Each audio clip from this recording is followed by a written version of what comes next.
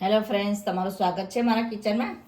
આજે આપણે બનાવીશું ચીઝ મસાલા ઢોસા બનાવીશું, અને એ પણ આપણે 1 વાટકી ચોખાનો લોટ અને 1 વાટકી આપણે સોજી લેવાનું છે. એકદમ ટેસ્ટી એવા ક્રિસ્પી એવા બનશે. અહીંયા આપણે 1 વાટકી ચોખાનો લોટ લીધો છે અને 1 વાટકી આપણે સોજી લીધો છે.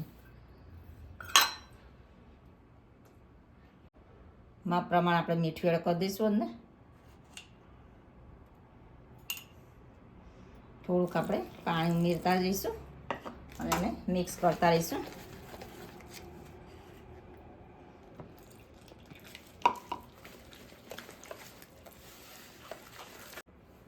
આ બેટર આપણું તૈયાર થઈ ગયું છે અને સોજી પણ આપણે ફૂલવા દેવાનો છે, એટલે 10 થી 15 મિનિટ માટે આપણે એને ઢાંકીને મૂકી દેવાનું છે. બેટર આપણું એકદમ સરસ એવું તૈયાર થઈ ગયું છે. 10 થી 15 મિનિટ માટે આપણે એને રેસ્ટ કરવા આપ્યો તો, જેથી સોજી એકદમ સરસ એવું ફૂલી જાય. ઢોસા માટે આપણે ઢોસાની તવી પણ મૂકી દીધી છે.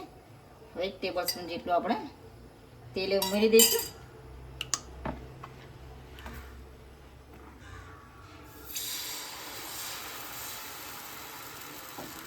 આ બેટરને આપણે થોડું થોડું કરીને ઉમેરીશું, જેટલું એકદમ પતલો થાય.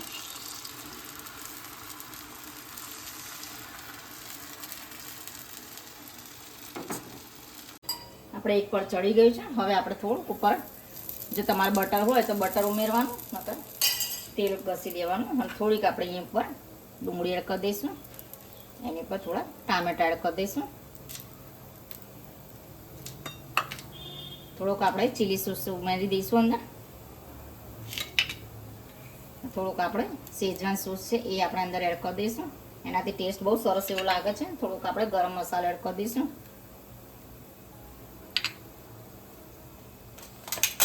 આપણે બધું જ મિક્સ કરી દઈશું. આપણે ડુંગળી પણ આપણી સરસ એવી ચડી ગઈ છે. હવે આપણે એની પણ ચીઝ આપણે સ્પ્રિંકલ કરી દઈશું.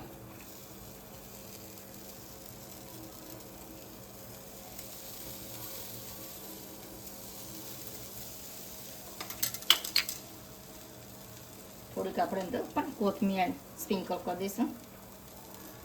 મસાલા ચીઝ ઢોસા આપણે તૈયાર થઈ ગયા છે. હવે આપણે જે આ કટર આવે છે પીઝા કાપવાનું, એનાથી આપણે કટ કરી દઈશું.